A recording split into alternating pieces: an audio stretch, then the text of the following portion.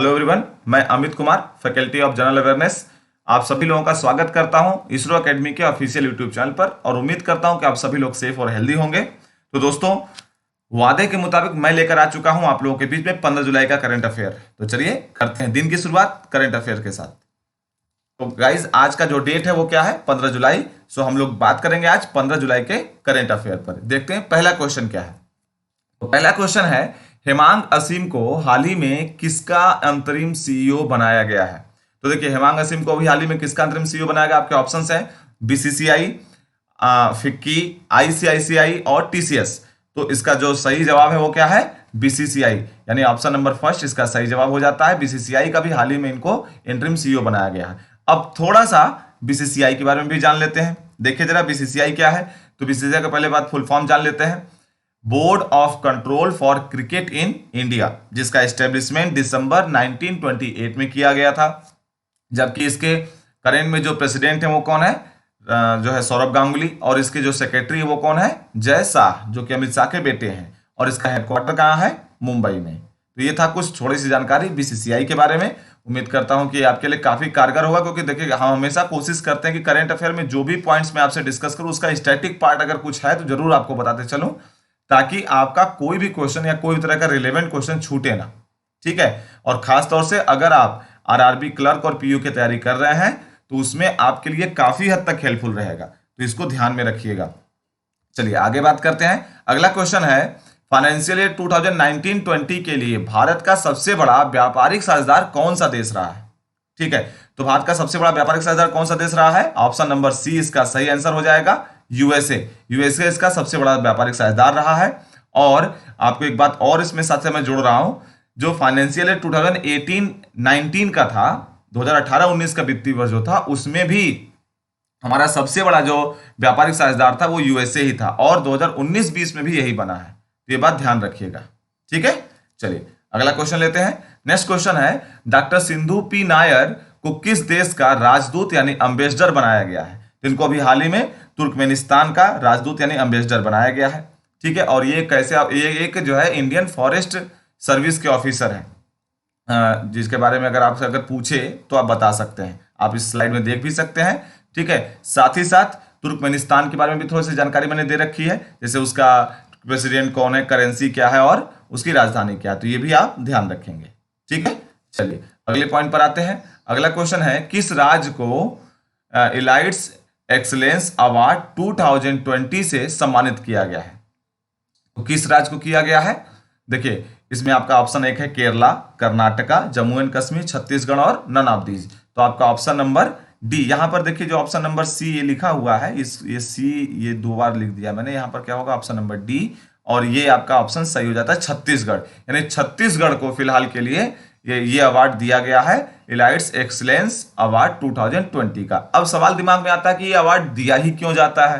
ठीक है, वो भी बात कर लेते हैं। देखिए, मुख्यमंत्री दर्पण वेबसाइट और मोबाइल ऐप छत्तीसगढ़ में बनाया गया है। और इस योजना इसका काम क्या है?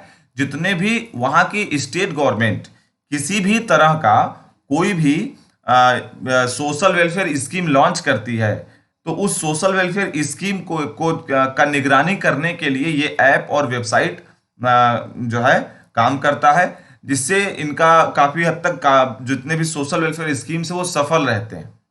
और इस काम में ये जो वेबसाइट और ऐप है ये भी सफल रहा है। तो इसलिए ये अवार्ड दिया गया है छत्तीसगढ़ को फिलहाल के लिए। एक बात और यहाँ पर मैंने शामिल किया है कि छत्तीसगढ़ में एक जगह है, जैसे छत्तीसगढ़ की राजधानी तो रायपुर आप जानते हैं, लेकिन एक जगह वहां पे नया रायपुर। तो जो नया रायपुर है, इस नया रायपुर का नाम बदलकर क्या कर दिया गया है? अटल नगर। ये बात ध्यान रखिएगा, नया रायपुर का नाम बदलकर कर दिया गया है अटल नगर। ठीक है। चलिए आगे बढ़ते हैं। अब एक चीज और देखिए, अगला क्वेश्चन क्या है? पद्मश्री पुरस्कार विजेता नादीदास संघवी का निधन हो गया। वो कौन थे? देखिए ये एक जर्नलिस्ट थे, यानी कि पत्रकार थे, गुजरात के रहने वाले थे और एक पत्रकार थे। तो आपसे अगर ये सवाल पूछे तो आप बता सकते हैं। ठीक है। और ये पद्मश्री पुरस्कार विजेता थे, इसलिए नाम थोड़ा सा हाईलाइटेड है। ठीक। चलिए अगला क्वेश्चन लेते हैं। नेपाल के कवि भानुभक्त आचार्य की जयंती भारत के किस राज्य में मनाया गया है? अभी हाल ही में आप देख रहे हैं नेपाल से लेकर थोड़ा सा सीमा विवाद हमारा चल रहा था। अभी 2 दिन पहले से जो भी वहां के प्रधानमंत्री जी का एक विवादित बयान भी आया था राम जी को लेकर। श्री रामचंद्र को लेकर, तो अभी उस पर मुझे चर्चा नहीं करना है। नेपाल के जो कवि भानुभक्त आचार्य जी हैं, उनकी जयंती भारत के किस राज्य में मनाया गया है? तो सिक्किम में फिलहाल के लिए मनाया गया है। ऑप्शन नंबर डी आपका सही आंसर हो जाता है। और सिक्किम राज्य में मनाया क्यों गया? क्योंकि वहां पर जो भानुभक्त आचार्य जी के नाम से एक पार्क है, उसी पार्क में ये जयंती हर साल मनाई जाती है। ठीक है, एक बात और ध्यान रखिएगा, थोड़ा सा इसके बारे में बता देते हैं भानुभक्त आचार्य जी के बारे में। तो इन्होंने, ये एक ऐसे व्यक्ति थे जिन्होंने रामायण को नेपाली भाषा में अनुवादित किया था।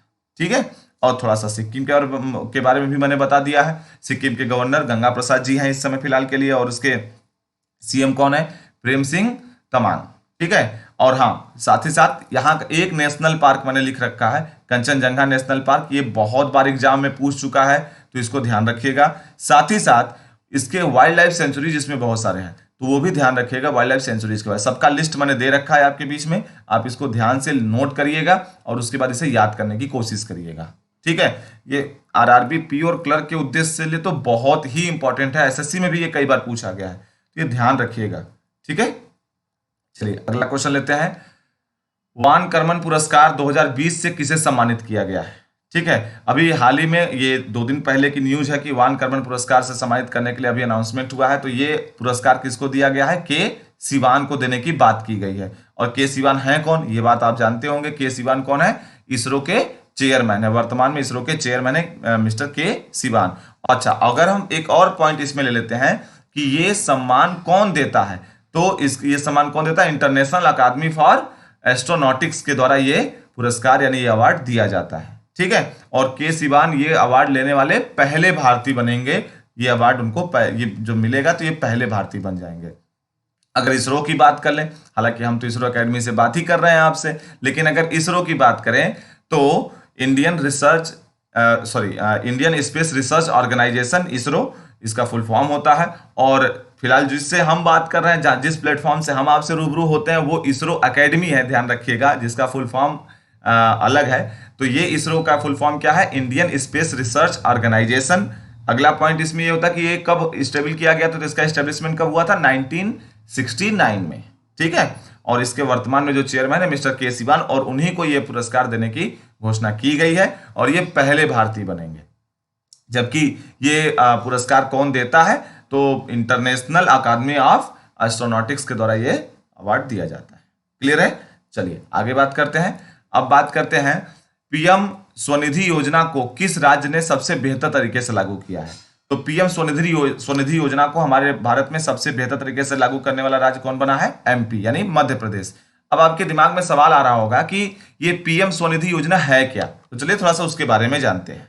ठीक है, तो सबसे पहले आप देखें, पीएम स्वनिधि योजना जो है उसका मतलब क्या है? प्रधानमंत्री स्ट्रीट वेंडर्स आत्मनिर्भर निधि। इसका पूरा नाम क्या है? प्रधानमंत्री स्ट्रीट वेंडर्स आत्मनिर्भर निधि। और इसमें है क्या? अभी कुछ दिनों पहले ही ये जो कोविड-19 का मामला चल रहा था, तो इसकी वजह से लॉकडाउन वगैरह लगा था, तो बहुत सारे लोगों की अपनी जॉब चली गई, बहुत सारे लोगों के लिए जो कमाने के साधन थे वो तकरीबन खत्म हो रहे थे। तो हमारे देश की सरकार ने जो ठेला लगाने वाले, रेहड़ी पटरी लगाने वाले स्ट्रीट वेंडर्स जो होते हैं, उनके लिए एक लोन स्कीम स्टार्ट किया है, जिसमें उन्होंने ये कहा है कि वो 10,000 रुपए तक का लोन ले सकते हैं बैंक से। ठीक है, और इसमें गवर्नमेंट ने कुल मिला के 50 लाख वेंडर्स को लोन देने के लिए ये लक्ष्य रखा है। इसमें 10,000 रुपए तक का लोन मिलता है, इस बात का ध्यान रखिएगा। और ये लोन किसके लिए है? ये स्ट्रीट वेंडर्स के लिए है, जो कि गलियों में वगैरह में ये सब लोग लगाते हैं, ठेले वगैरह या फुटपाथ पर जो अपनी दुकानें लगाते हैं, उनके लिए ये स्कीम लाया गया है। ठीक है, एक बात और इसमें ध्यान रखना है आपको, केंद्र सरकार इसमें 7% का इंटरेस्ट भी देगी, लेकिन ये इंटरेस्ट सब्सिडी के रूप में दिया जाएगा उस व्यक्ति के अकाउंट में, और इसमें कोई भी तरह का लेट पेमेंट नहीं लिया जाएगा। अगर ईएमआई वापस करने में वो वेंडर या स्ट्रीट वेंडर जो है थोड़ा सा लेट करता है, तो उसको किसी भी तरह का पेनाल्टी नहीं देना पड़ेगा। ठीक है, एक और इंपॉर्टेंट पॉइंट इसमें आता है कि ये स्कीम किस मिनिस्ट्री के अंदर में चल रहा है? तो ministry of housing and urban development, इस मिनिस्ट्री के अंतर्गत ये स्कीम चलाया जा रहा है। ये बात भी ध्यान रखिएगा, ये एग्जाम में पूछ सकता है कि किस मिनिस्ट्री के अंतर्गत। लोग स्कीम के बारे में तो सब कुछ पढ़ के जाएंगे, लेकिन कौन सी मिनिस्ट्री इसको लेके चले ये कोई नहीं पढ़ता, और ये हो सकता है एग्जाम में आ जाए, तो इसलिए मैंने ये बात ध्यान रखा। अगर आगे बात करें तो फिलहाल एमपी के बारे में, तो एमपी में भी कुशल श्रमिकों के लिए रोजगार सेतु योजना चलाई गई थी अभी। अभी कल भी मैंने एमपी के बारे में थोड़ा सा बात किया था, उसके नेशनल पार्क्स वगैरह के बारे में आपसे। अच्छा, संकल्प योजना भी वहां चलाया गया, लेकिन उमरिया जिले में, जहां बूढ़े लोग, बुजुर्ग लोगों के हेल्प के लिए इसकी ये जो है योजना चलाई गई है। टॉप पेरेंट्स ऐप स्टूडेंट्स के लिए जो है बनाया गया, वहां पर वो चलाया जा रहा है। वहां के गवर्नर फिलहाल कौन है? लालजी टंडन, लेकिन अभी वो फिलहाल अस्वस्थ हैं, तो वो काम अभी कौन देख रहा है? हमारे यूपी की जो गवर्नर है आनंदीबेन पटेल, उनको ये अतिरिक्त प्रभार, एडिशनल चार्ज दिया गया है। जैसे वापस आते हैं तो ये एडिशनल चार्ज उनके पास इंडिपेंडेंट चार्ज के रूप में वापस चला जाएगा। फिलहाल सीएम कौन है? मिस्टर शिवराज सिंह चौहान। ठीक है, आगे बात करते हैं। अगला है, ईरान ने किस देश को चबहार रेल परियोजना से बाहर कर दिया है? चबहार रेल परियोजना क्या है, इस पर बात करूंगा, लेकिन पहले इसका आंसर देख लेते हैं। तो अभी हाल ही में ईरान ने भारत को इस रेल परियोजना से बाहर किया है। ठीक है, ऑप्शन नंबर फर्स्ट सही है आपका। लेकिन अब बात करते हैं कि है क्या। तो देखिए, चबहार जो है रेल परियोजना क्या है? एक चबहार बंदरगाह से लेकर अफगानिस्तान तक की एक रेल परियोजना है, और इस रेल परियोजना में जो वित्तीय सहायता देना था, जो कमिटमेंट भारत ने किया था, वो भारत ने उस कमिटमेंट को टाइम पे पूरा नहीं किया, इस वजह से उसको यहां से बाहर कर दिया गया है। ठीक है, अगर ईरान की बात करें तो ईरान की करेंसी क्या है? रियाल है। वो देखिए आप यहां मैंने लिख रखा है, ईरान की करेंसी रियाल है। जबकि कैपिटल क्या है उसकी? तेहरान, ईरान की कैपिटल यानी राजधानी तेहरान, और उसके प्रेसिडेंट का क्या नाम है? हसन रूहानी। ठीक है, क्लियर है? चलिए आगे बात करते हैं। अगला क्वेश्चन है, किस राज्य के मुख्यमंत्री को पॉल हैरिस फेलो सम्मान से नवाजा गया है? पॉल हैरिस फेलो सम्मान से नवाजा गया है किस राज्य के मुख्यमंत्री को? तो उसका आंसर हो जाएगा तमिलनाडु, यानी कि ऑप्शन नंबर फोर्थ। ठीक है, डी ऑप्शन आपका सही हो जाता है, तमिलनाडु। अब बात करते हैं क्यों। तो पहले उनके उसके मुख्यमंत्री कौन है, ये बात देख लेते हैं पहले। तो इसके मुख्यमंत्री कौन है? इसके सीएम का नाम क्या है? आपके सामने बोर्ड पे स्लाइड पे आ चुका है, एदापड़ी के पलानीस्वामी। ठीक है, और इनके जो मुख्यमंत्री का नाम है, थोड़ा सा अटपटा आपको बड़ा लग रहा होगा, लेकिन कोई बात नहीं, आपको याद तो करना पड़ेगा, और ऑप्शन आप देखोगे तो अपने आप ये आपको याद हो जाएगा। ऑप्शन देख के भी आप टिक कर सकते हो। हाँ, ये दिया क्यों जाता है, अगर इस पर बात करूं तो ये सम्मान स्वच्छता एवं विश्व शांति के लिए दिया जाता है। ठीक है, ये बात भी आपको ध्यान रखना है। अब बात करते हैं, एक पुस्तक है अ सॉन्ग ऑफ इंडिया, इस पुस्तक के लेखक कौन है? अभी हाल ही में ये पुस्तक अभी के बारे में बताया गया, इसका अभी विमोचन हुआ नहीं है, होने वाला है, इसको इनॉग्रेट अभी किया नहीं गया है, लेकिन इसके लेखक कौन है, इसके ऑथर कौन है? तो इसके ऑथर कौन है? Ruskin bond. ठीक है, चलिए आगे बात करते हैं। हाल ही में किस आईआईटी ने यूवी सैनिटाइजिंग डिवाइस शुद्ध को विकसित किया है? तो शुद्ध को विकसित करने वाला कौन सा, किस आईआईटी ने विकसित किया? आईआईटी कानपुर ने यह कारनामा किया है। 10 बाय 10 रूम को ये आसानी से एक डिवाइस है, यूवी डिवाइस है, जो है वहां पर सैनिटाइज कर सकता है किसी भी रूम को, किसी भी जगह को। ठीक है, चलिए आगे बात करते हैं। अगला है, आंद्रेज डूडा को किस देश का राष्ट्रपति बनाया गया है? तो फिलहाल के लिए इनको पोलैंड का राष्ट्रपति बनाया गया है, यानी कि ऑप्शन नंबर बी सही है, और ये फिर से राष्ट्रपति बने हैं पोलैंड के। उसके कैपिटल और करेंसी को भी मैंने लिख रखा, आप वो भी देख सकते हैं। तो ये बात ध्यान रखिएगा, फिलहाल के लिए जो है ये इंपॉर्टेंट पॉइंट्स हैं। ठीक है, चलिए आगे बढ़ते हैं। अगला क्वेश्चन है, एक ही सीजन में 20 गोल करने वाले फुटबॉलर कौन है? तो एक ही सीजन में 20 गोल करने वाले फुटबॉलर का नाम क्या है? इसका तो नाम हमको लगता है कि आप सबको पता रहा होगा। ठीक है, तो लियोनेल मेसी फिलहाल के लिए एक ही सीजन में 20 गोल करने वाले ये खिलाड़ी बने हैं, तो उनका नाम भी पूछा जा सकता है, ध्यान रखिएगा। चलिए अगला क्वेश्चन लेते हैं। अगला क्वेश्चन है, भारत का एकमात्र गोल्डन बाघ यानी कि गोल्डन टाइगर किस राज्य में देखा गया है? गोल्डन टाइगर, भारत का जो एकमात्र गोल्डन टाइगर, वो किस राज्य में देखा गया है? इसका आंसर क्या हो जाएगा? आसाम। आसाम में देखा गया है। अब थोड़ा सा आसाम के बारे में जान लेते हैं।